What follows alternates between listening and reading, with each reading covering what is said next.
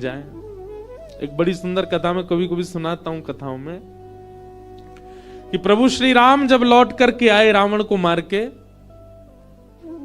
तो जनक जी महाराज ने एक पत्र लिखा और पत्र लिख करके राम जी से कहा कि हे जामाता जी, हे दामाद जी, 14 वर्ष बाद आप वन से आए हो। आप में तो जनकपुर के लोगों के प्राण हैं ही, परंतु हमारी लाली जो है जानकी, वो तो हमारी प्राण ही हैं। समस्त जनकपुर वासी आप दोनों युगलों को कुछ दिन के लिए जनकपुर बुला रहे हैं कि आप कुछ दिन आराम करने आओ। 14 वर्ष वन में रह के आए हो, और आप अकेले नहीं आवे, अपने तीनों भैयाओं को, तीनों लालियों को और अपनी समस्त सेना हनुमान जामवंत सहित सबको लेकर के आप जनकपुर आइए कुछ दिन आराम करने। हमको कुछ दिन सेवा करने दो, आपकी मेहमान नवाजी करेंगे आपकी। कुछ दिन के भ्रमण के लिए आप लोग जनकपुर आ जाओ। भगवान सभा में बैठे थे और सभा में बैठे बैठे जैसे ही जनक जी का पत्र आया तो भगवान ने हनुमान जी से कहा, पत्र पढ़ के सुनाओ, क्या बोल रहे हैं हमारे ससुर जी। हनुमान जी ने पूरा पत्र पढ़ा। बोले, भगवान, हे प्रभु श्री राम, आपको, पूरी सेना को, हमारी मैया को, तीनों भैयाओं को, तीनों भाभियों को, सबको जनक जी बुला रहे हैं जनकपुर कुछ दिन आराम के लिए। सबरे बंदर उछलने लगे। बोले, जय हो, बढ़िया भयो, अब आनंद आएगा, जनकपुर में जाएंगे, हम सब अपने हाथ पांव दबाएंगे। बहुत युद्ध करके आए रावणों से, रावण की सेना से, और बढ़िया मालपुआ खावे को मिलेगा। राम जी की बारात में तो हम नहीं जा पाए थे, पर बारात की चर्चा हमने सुनी थी। वहां तो भैया बड़े पकवान बने थे, हम सब जाएंगे। ब्राह्मण सारे बानर इतने ज्यादा उत्सुक हो गए, हम सब जाएंगे। बानरों की उत्सुकता देख करके राम जी बोले, शांत हो जाओ भैया। अब भाई देखो, हमारा निर्णय यह है कि जनकपुर हमारी ससुराल है, और कहीं भी नाक कट जाए चलता है, पर ससुराल में हमारी नाक ऊंची रहनी चाहिए। और इन सब बातों को ध्यान में रखते हमारे मन में आया कि हम जाएंगे, भरत जी जाएंगे, लक्ष्मण शत्रुघ्न जाएंगे, चारों बहुएं जाएंगी, कुछ वरिष्ठ लोग जैसे जामवंत जी, हनुमान जी, अंगद जी आदि आदि कुछ वरिष्ठ लोग जाएंगे। बाकी बानरों से हमारी प्रार्थना, आप तो यहीं सरजू जी के तट पर अयोध्या में ही रहो, आप लोग मत चलो। बानर सब उदास हो गए। बोले, क्यों, हम क्यों नहीं चलें? बोले, आप लोगों का स्वभाव ऐसा ही है, किसी से भी छीन के खा जाते हो, कहीं पर भी मलमूत्र त्याग देते हो, कहीं भी उछल कूद कर देते हो, डाले तोड़ देते हो, वन उजाड़ देते हो। और जनकपुर हमारी ससुराल है। हमारे सामने किसी ने कह दिया कि अरे देखो, वो वन पूरे बानरों ने उजाड़ दिया। बानर किसके? बोले, राम जी के। तो हमको तो बहुत बुरा लगेगा, लेकिन आप लोगों का यही स्वभाव है, तो क्या करें? इसलिए आप लोग तो अयोध्या में, इसको कितना भी चलो उजाड़ो, ये रहेगा, अपने ही लोग हैं, सुधार भी देंगे। अब वो तो ससुराल है, वहां तो संकोच हो जाएगा हमको। बानर सब नीचे मुंह करके बैठ गए। राम जी तो अपनी घोषणा करके चले गए। जामवंत जी, हनुमान जी बोले, भाई सब लोग उदास क्यों हो गए? बोले, जब रावण से मरवाना था तो हमको ले गए, और जहां रसगुल्ला मिलेंगे, मालपुआ मिलेंगे, फल मिलेंगे, मेवा मिलेंगे, सेवा मिलेगी, वहां हमको छोड़ के जा रहे हैं। हाँ, यही बात है। जहां ये था कि मृत्यु सामने, वहां बानर आगे, और जहां मालपुआ आगे, वहां बानर नहीं छोड़ जा रहे हैं। जामवंत जी ने हनुमान जी से कहा, हनुमान जी आप जाके निवेदन करो। बोले, देखो, हम तो कुछ नहीं कहेंगे, हमारे स्वामी हैं, उनकी आज्ञा हमारे लिए सर्वोपरि है। आप बड़े हो, सीनियर हो, आप ही बात करो। जामवंत जी गए और राम जी से कहा, देखो सब बानर बहुत उदास हो गए, आप ऐसे मत करो, मैं जिम्मेवारी लेता हूं, एक पत्ता भी जनकपुर का टूटेगा नहीं किसी वृक्ष का। ले देखो, आ गए ऊपर से। इनकी काम की बात चली, सुनवे आए।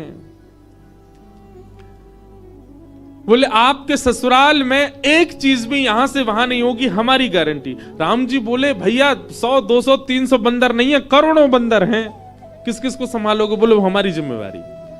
मैं वचन देता हूं आपकी ससुराल में एक बात भी ऐसी नहीं होगी जिससे आपको संकोच अनुभव हो। अच्छा देखो, राम जी को संकोच की कोई चिंता नहीं है, तो लीला कर रहे थे, राम जी आनंद कर रहे थे। जामवंत जी बोले सब वानरों की जिम्मेवारी मैं लेता हूं। राम जी बोले देख लो, फिर हम कुछ बात होगी हम तुमसे ही कहेंगे। जामवंत जी बोले आप कह लेना हमसे, बस जिम्मेवारी हमारी। ठीक है। जामवंत जी बाहर आए, बाहर आकर के सब वानरों से बोले हाँ भैया सुनो, राजी हो गए राम जी आप सबको ले जाने के। बंदर तो छलन लगे, जय हो राजा रामचंद्र भगवान की जय हो, हमारे जामवंत जी की जय हो, अब तो जाएंगे खूब आनंद करेंगे। बोले लेकिन सावधान, मैंने जिम्मेवारी ली है, एक पत्ता भी नहीं टूटना चाहिए जनकपुर के किसी वृक्ष का। बानर बोले बिल्कुल नहीं टूटेगा, आप तो बिल्कुल आज्ञा करो कैसे चलना है। बोले सब मुझे देखो, जो मैं करूं वही करना है, जब मैं बोलूं तब बोलना है, जब मैं शांत रहूं तब, यहां तक कि श्वास भी मेरे संगी लेनी है सबको। मैं जब छोड़ूं तब छोड़नी, तब लेनी तब लेनी। मैं जब मुड़ूं तब मुड़ना, मैं जब देखूं तब देखना, मैं जब सोऊं तब सोना, मैं जब खांसूं तो खांसना। बानर बोले ठीक है। राम जी बोले एक बार हमको डेमो दिखाओ। जामवंत जी खड़े हो गए, करोड़ों बंदर खड़े सामने। जामवंत जी ने अपना उल्टा हाथ उठाया, सारे बानरों ने अपना उल्टा हाथ उठाया। जैसे परेड होती है ना 26 जनवरी को, तो हमारे मिलिट्री के जवान बिल्कुल एक संग उनके हाथ पैर चलते हैं, ये हाथ पीछे तो यही हाथ पीछे जाएगा। उनको देखो कभी, उनके पैर भी बिल्कुल समय पे आगे, समय से पीछे, गर्दन भी समय से चलेगी। वैसे मिलिट्री के जवानों की तरह सब बंदर खड़े हो गए। जामवंत जी हंसे तो सबरे बंदर हंसे। जामवंत जी खांसे तो जिनको खांसी नहीं आ रही वो जबरदस्ती खांसे। लोग खांसना ही है, जामवंत जी खांस रहे। राम जी बोले चलो ठीक है, अब चलते हैं जनकपुर। आहा, जनकपुर की ओर जा रहे हैं। 14 वर्ष बाद वन से लौटने के बाद, राज्याभिषेक के बाद राजा रामचंद्र भगवान पूरे नगर में उत्सव मनते जा रहे हैं। जहां जहां से निकलते हैं वहीं पुष्प वर्षा हो रही है। विशाल सेना राम जी की चल रही है। पर इस पूरी यात्रा का सबसे श्रेष्ठ केंद्र बिंदु, आकर्षण बिंदु था वानरों की परेड। बिल्कुल ऐसे चल रहे हैं सीधे। जामवंत जी इधर देखे तो सब वानर इधर देखे, जामवंत जी नीचे तो सब नीचे, जामवंत जी खुजा में तो सब खुजा में। जैसे ही जनकपुर में पहुंचे, राम जी की सब बलैया लेने लगी अटारीन से। हमारे पहुना आए, हमारे जमाई राजा आए, सबके नेत्र सजल हो गए। पर पूरे जनकपुर में जैसे ही बानरों ने प्रवेश किया, आहा, बानरों की ऐसी प्रशंसा, भैया कैसे सुधरे भाई। अच्छा, जामवंत जी ने सबके काजे वस्त्र भी सिलवाए थे। सब बानर बिल्कुल बढ़िया, ऊपर को आधी बगलबंदी सी पहन के, नीचे धोती सी पहन के, टोपा से पहन के चल रहे थे। कैसा, मैं तो चिंतन करता हूं कैसे लग रहे होंगे सब। हम बंदरों के बीच में ही रहते हैं ना वृंदावन में। महाराज आरती का थाल ले लेकर के जनकपुर की सब नारियां आरती कर रही हैं, पर बानर नहीं उनकी ओर देखें भी। जब जामवंत जी देखेंगे तभी देखेंगे। जनक जी महाराज ने स्वागत किया और स्वागत करके खूब प्रेम से वार्ता हुई। ऊपर बोले भैया पूरे जनकपुर में हल्ला है आपके बानरों का, कैसी सेना। लग रहा है देखते ही बनता है कि यही बानर मार सकते हैं रावण की सेना को। इतने शिष्टाचारी, इतने गंभीर। देखो इतनी बड़ी सभा में करोड़ों बानर बैठे हैं, पर सुई गिर दो तो उसकी आवाज भी आ जाएगी। Pin drop silence. दूर बैठे जामवंत जी सिर हिलावे, सब बानर करें हाँ। अब आप बहुत दूर से चल के आए हैं, सबकी प्रसाद की व्यवस्था है। हाँ भाई, सब बानरों के आगे चौकी लगाओ। पहली बार बानर चौकी पे बैठ के पाएंगे। चौकी पे बैठ गए, चौकियों के आगे दूसरी चौकी, चौकी के ऊपर सोने की थाली, चांदी की कटोरी। आहा, क्या बढ़िया, सब बानरों की थाली। पहली बार बानरों के आगे थाली लगी है। लेकिन बानर थाली में नहीं देख रहे हैं, सब जामवंत जी को देख रहे हैं। पनीर की सब्जी आई, काजू की सब्जी आई, ये सब्जी आई, मिष्ठान आए, पूड़ी आई, 5 प्रकार की पूड़ी आई, रोटी आई, चावल आए। बानरों का स्वभाव क्या है, आप केला भले ही हाथ से दो लेकिन फिर भी छीन के ही लेगा। बानर का स्वभाव होता है, उसका छीनने का ही स्वभाव होता है। पर सारे बानर ऐसे ही बैठे जामवंत जी को देख रहे, टेढ़ी टेढ़ी नजर करके देख तो रहे थाली में क्या क्या आ रहा है, लार टपकती जा रही है, लेकिन नहीं, जामवंत जी जैसे कहेंगे वैसे खाना है। सबको फल दिए गए, फलों में सब फल अमनिया करके दिए, आम सबको साबुत दिए गए, सबकी थाली के आगे आम रखे गए, सब बिल्कुल थाली हो गई। जामवंत जी महाराज ने सब बानर की ओर देखा, सब बानर बिल्कुल जामवंत जी को देख रहे थे। जामवंत जी ने हाथ में जल लिया, अन्नपूर्णे सदा पूर्णे, सब बानर बोल रहे अन्नपूर्णे सदा पूर्णे। थाली के ऊपर 4 बार घुमाया, सब बानर घुमा रहे हैं, आचमन किया, सब बानर आचमन कर रहे हैं। जनक जी बोले राम जी मान गए आपकी सेना को, क्या अद्भुत बानर है सब। राम जी बेचारे धीमे धीमे पा रहे, बोले बस ये लाज बची रहे जितनी देर है। प्रसाद पाने लगे बिल्कुल वैसे, अगर दाल चावल पा रहे हैं जामवंत जी, सब दाल चावल ही पा रहे हैं, जितनी दाल जितनी सब्जी डाल रहे हैं उतनी ही डाल रहे हैं। अद्भुतता थी देखने में। थोड़ी देर पाने के बाद जामवंत जी की दृष्टि पड़ी आम पे, जैसे ही आम उठाया सब बानरों ने एक संग आम ही उठाए। जामवंत जी घुमा के देखें, सब बानर घुमा के देखें। जामवंत जी ने जोर से आम दबा के देखना चाहा कितनी गुठली है इसमें। अब वो आम ऐसा था कि जैसे ही नेक दबाया सो गुठली उछल गई उसमें से। अब जैसे ही गुठली उछली तो सब बानर दोनों हाथन से दबाई रहे, वो गुठली उछलनी चाहिए क्योंकि जामवंत जी की गुठली उछली है। अब सब बानर जैसी आम दबा में सबकी गुठली उछली। गुठली के उछलते ही जामवंत जी बोले इन हाथों से मेघनाथ निकल के नहीं भाग पाया, इन हाथों से रावण निकल के नहीं भाग पाए, छोटी सी गुठली भाग गई।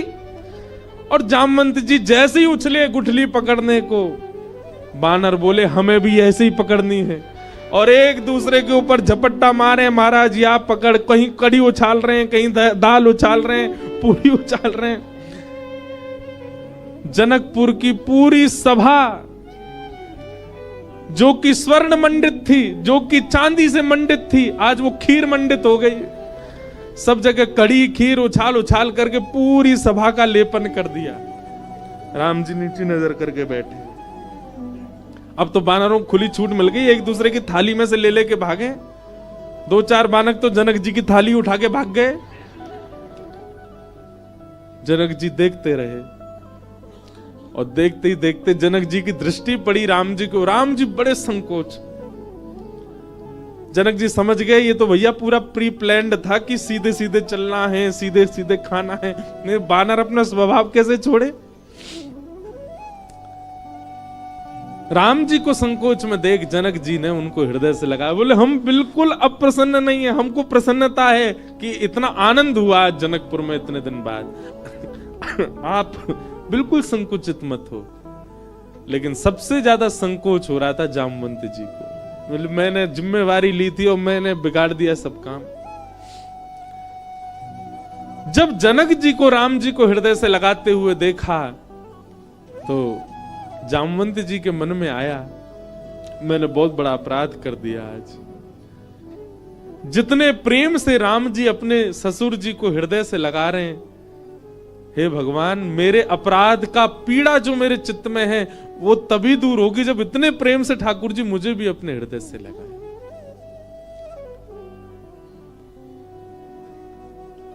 जामवंत जी की हृदय की भावना राम जी पहचान गए। और जब वापस जनकपुर से लौटने का समय आया 6-7 दिन बाद, जामवंत जी से राम जी ने एकांत में कहा हम आपके मन के भाव जान गए। जब जनक जी हमको हृदय से लगा रहे थे, आपके मन में आया था कि कभी आप भी हमको ऐसे हृदय से लगाओ। अब अभी हृदय से लगाने में वो बात नहीं होगी। जब आप अपनी पुत्री का वर्ण हमारे साथ करोगे, हम आपके दामाद बनेंगे, तब आप हमको इसी भाव से हृदय से लगाना, तब आपकी इच्छा पूरी होगी।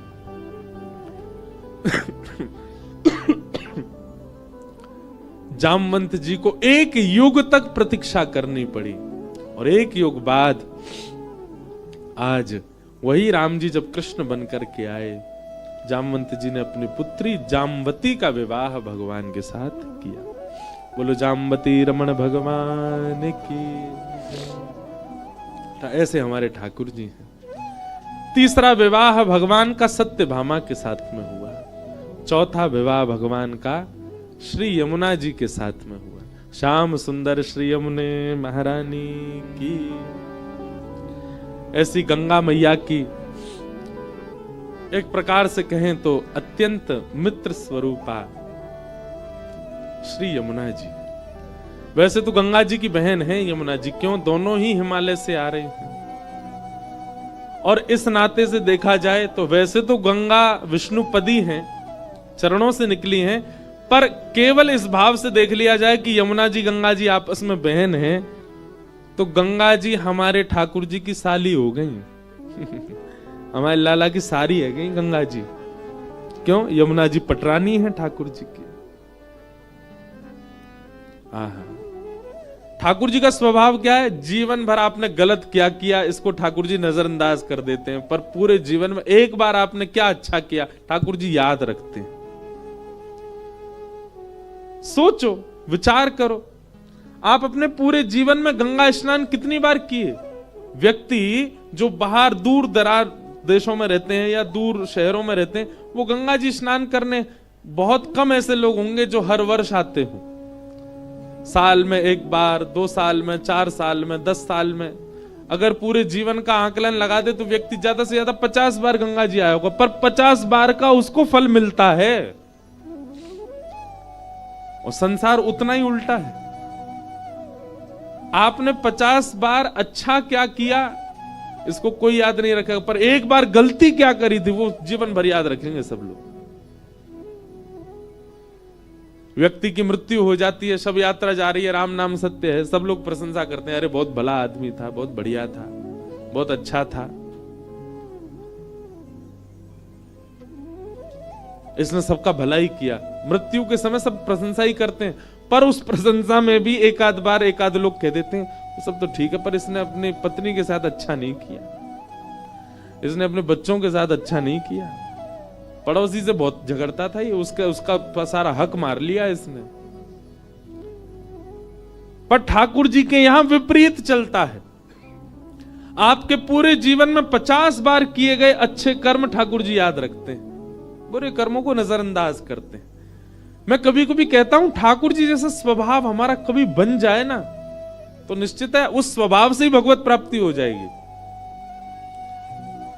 मानव की दृष्टि कैसी होती है, मानव के नेत्र कैसे होते हैं, वो कुभावों को बहुत जल्दी कैप्चर करता है, बहुत जल्दी बुराइयां देख लेता है। लड़का वाले कहीं लड़की देखने जाएं, लड़की देख करके जैसे निकलते हैं वापस, गाड़ी में फिर चर्चा होती है, हाँ भाई क्या कैसी लग, बहुत बढ़िया, पिताजी तो बहुत अच्छे थे, माताजी उसकी बहुत अच्छी थी, लिफाफा मोटा वाला दिया उन्होंने। लड़की भी थी तो बढ़िया, चाय तो बढ़िया ही बनाई थी, आंखों से थोड़ी तेज लग रही थी हमको तो। कभी आपने विचार किया ये गुण आप में किसने डाल दिया?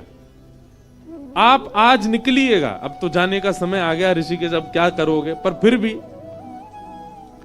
यहां से निकलिए और यहां से लेकर के लक्ष्मण झूला तक केवल लोगों को देखते जाओ, आप अनुभव कीजिएगा आपके नेत्र अवगुण बहुत जल्दी खींचते हैं। सामने आए हुए व्यक्ति के अवगुण इतनी जल्दी कैप्चर होते हैं, जिसको जानते नहीं, जिसकी पहचान नहीं, जिसका नाम नहीं पता, जिसका गोत्र नहीं पता, वो व्यक्ति सामने से आ रहा है, आप उसके एक क्षण के दर्शन में, एक क्षण की दृष्टि में अपने आप से पूछिए आपने क्या देखा, अवगुण ही निकल के आएगा।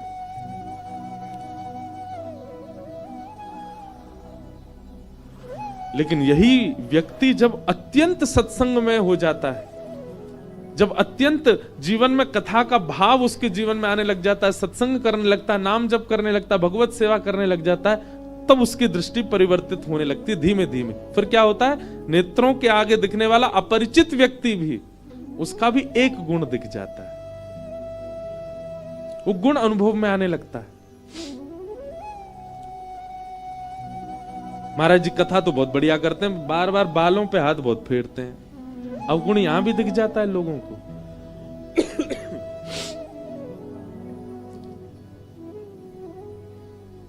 कथा तो बहुत बढ़िया करते, चुटकुल्ला नहीं बोलते कथा में, थोड़ी हंसी आवे, मजा आवे।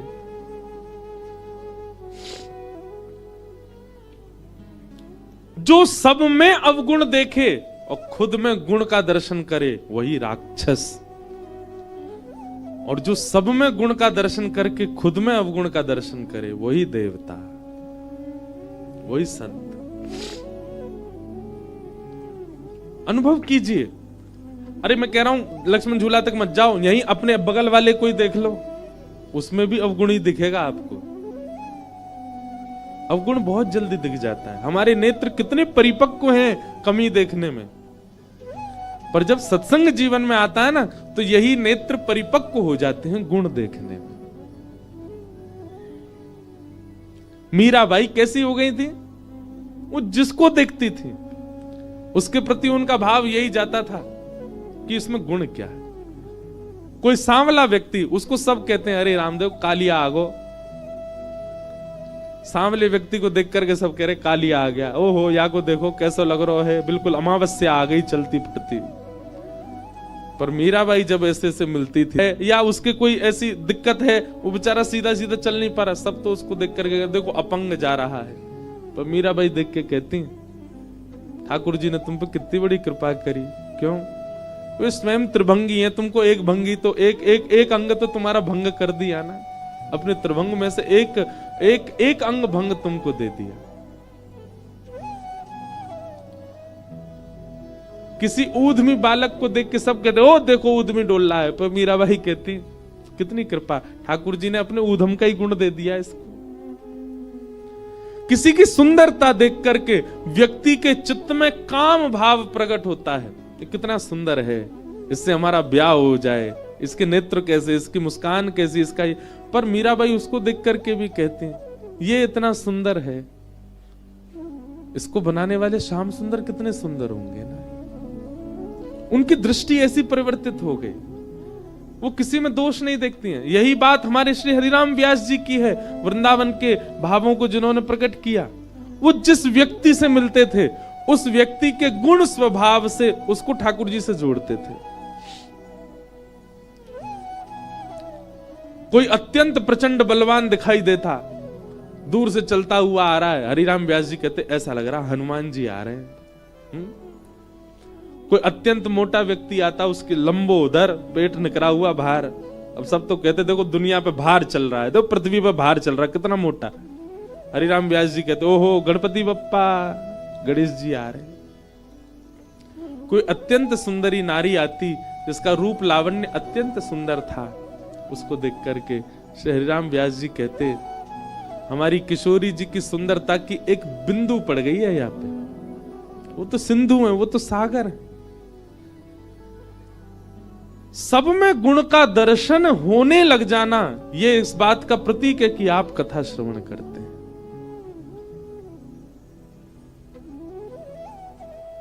और कथा सुनने के बाद अवगुण ही अवगुण देख रहे हैं।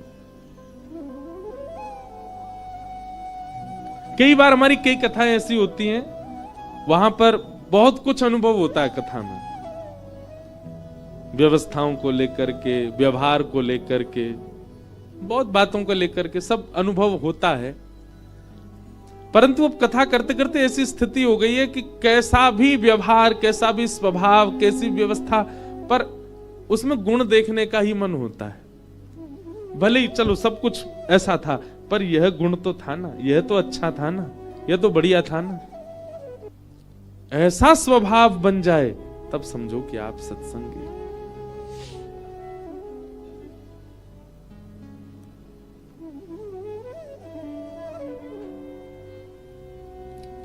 पर हम मानवों का स्वभाव, अभी हम सुन के जा रहे हैं, पर यहां से निकलते ही हम भी अवगुणी देखते जाएंगे सब में। ये आपके सोचने से नहीं बनेगी बात। दो ही बात हो सकती है, या तो सत्संग इतना जीवन में हो जाए तो आपके चित्त में परिवर्तन हो जाए, या फिर इस बात को लिख लीजिए कहीं पर, आचार्य प्रसन्न हो जाए आपसे, कोई गुरु प्रसन्न हो जाए आपसे, कोई संत प्रसन्न हो जाए आपसे, उसकी प्रसन्नता से हो सकता है कि आपका काम बन जाए। तो भगवान पर सब लोगों ने लांछन लगा दिया, ओहो मणि की बात यही कर रहे थे सत्राजित से, जरूर मणि चुराई भी इन्होंने ही होगी। ठाकुर जी ने अपने सैनिकों से कहा, देख रहे हो ये है द्वारिका, इनको बसाया हमने, इनको खिलाया हमने, इनकी सारी रोजी रोटी हमसे चल रही है, पर इनको एक क्षण भी नहीं लगा हमारे ऊपर आरोप लगाने में, लगा दिया।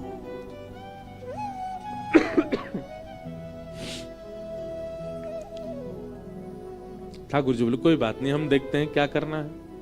भगवान अपनी सेना लेकर के मणि ढूंढने के लिए गए तो शेर मरा हुआ, प्रसेन मरा हुआ मिला, थोड़ी दूर पर शेर मरा हुआ मिला, लेकिन मणि दोनों के पास नहीं थी। तभी रीछ के पैरों के निशान देख करके भगवान गए, गुफा में प्रवेश किया। मणि मिलते ही भगवान ने जैसी उठाई, भालू ने भगवान पर प्रहार कर दिया। 18 दिन तक भगवान ने युद्ध किया उसके साथ। 18 दिन बाद जब पसीना पसीना हो गया, रीछ चरणों में गिर गया, महाराज मैं सामान्य रीछ नहीं हूं, आपका परम प्रिय जामवंत हूं। भगवान ने हृदय से लगाया, अरे जामवंत जी, आप जामवंत जी सबरी लीलाओं में हैं, ये सतयुग में भी थे। जब भगवान ने बराह बनकर के पृथ्वी को अपने मुख पर धारण किया तो जामवंत जी ने परिक्रमा लगाई थी भगवान की पृथ्वी सहित। त्रेता में भगवान राम बनकर के आए तो ये उनके सेनापति थे। द्वापर में भगवान कृष्ण बनकर के आए हैं और श्री जामवंत जी भगवान के ससुर बने। और कलयुग में भगवान जब कल्कि रूप धारण करेंगे तो कल्कि भगवान के सप्त चिरंजीवी सेना होगी, उनमें से एक श्री जामवंत जी भी होंगे। जामवंत जी चिरंजीवी हैं, चिरंजीव। भगवान को देख करके कहा, भगवान मेरी कुटिया पे कैसे आना हुआ? ठाकुर जी बोले इस मणि की वजह से आना हुआ। जामवंत जी बोले ये मणि तो मेरी बेटी का खिलौना है, वो इससे खेलती है। बोले तुम्हारी बेटी का खिलौना है, पर इस मणि की वजह से हम खिलौना बन गए हैं पूरी द्वारिका में, सब हम पे लांछन लगा रहे हैं, हमको दे दो। जामवंत जी बोले मणि आपको चाहिए नाथ? हाँ। तभी जामवंत जी के नेत्र बंद हुए और मन में भाव आया, मेरे पास 2 मणियां हैं, मैं दोनों आपको दे दूं तो? भगवान बोले तुम्हारी इच्छा है, दान करना चाह रहे हो तो कर दो भैया, भगवान है, हम तो सब ले लेते हैं। जामवंत जी ने एक हाथ में तो सिमंतक मणि दी और दूसरे हाथ में अपनी पुत्री का हाथ, जामवती का हाथ दे दिया। ये मेरी दूसरी मणि है, आप स्वीकार करो। आज की कथा गृहस्थियों के लिए है। संसार का नियम है, आप कितना भी किसी के लिए कुछ कर मिटिए, कितना भी किसी की व्यवस्थाएं कर लीजिए, कितना भी अपनी पलकों पर किसी को रख लीजिए, आपकी इतनी सी चूक और वह व्यक्ति आपके जीवन के किए हुए सारे उपक्रमों को भूल जाएगा, केवल इतनी सी चूक पर आपको आंक देगा। समझ में आ रही है बात?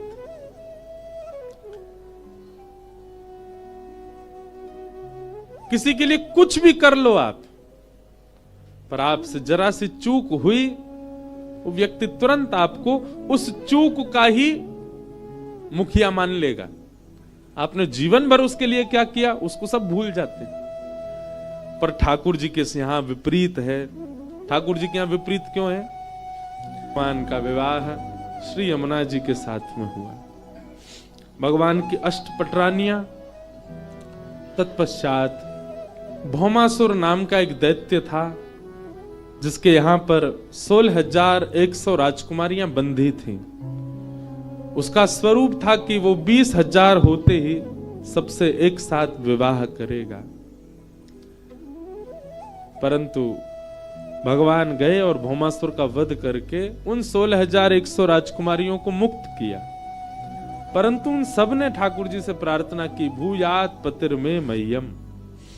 ब्रह्मा जी से आराधना की, ठाकुर जी से भी कहा कि आप ही हमें पति रूप में प्राप्त हो जाए। और भगवान ने एक साथ 16,100 राजकुमारियों से विवाह किया। भगवान की अष्टपटरानियां और 16,100 रानियां, टोटल हुए 16,108। कोई स्त्रियां नहीं है बंधु, ये कोई मानव नहीं है जिनसे भगवान ने ब्याह किया। ये कोई भोग्य वस्तु या भोग विलास का विवाह नहीं था। भगवान की अष्टपटरानियां अष्ट प्रकृति हैं। पृथ्वी, जल, अग्नि, वायु, आकाश, ये 5 पटरानी, और फिर 3 पटरानी मन, बुद्धि और अहंकार। एक बात और, कई लोग कहते हैं महाराज जी हमने खूब गलत काम किए, ठीक है, अपनी तो कोई नहीं बताता, दूसरों की कहते हैं। हमारे एक पड़ोसी हैं, वो महाराज जी खूब पैसा खर्च करते हैं, क्लब जाते हैं, पार्टी करते हैं, दुनिया भर का गंदा खाते हैं, पीते हैं, सब करते हैं, सब ठीक है उनके पास, उनके साथ बुरा नहीं हुआ, कुछ ऐसा कुछ लगता नहीं कि उनके लाइफ में कोई प्रॉब्लम है। उनके साथ नहीं हुआ तो उनके बच्चे भोगेंगे, बच्चे नहीं तो बच्चों के बच्चे भोगेंगे, कहीं ना कहीं तो वो अधोगति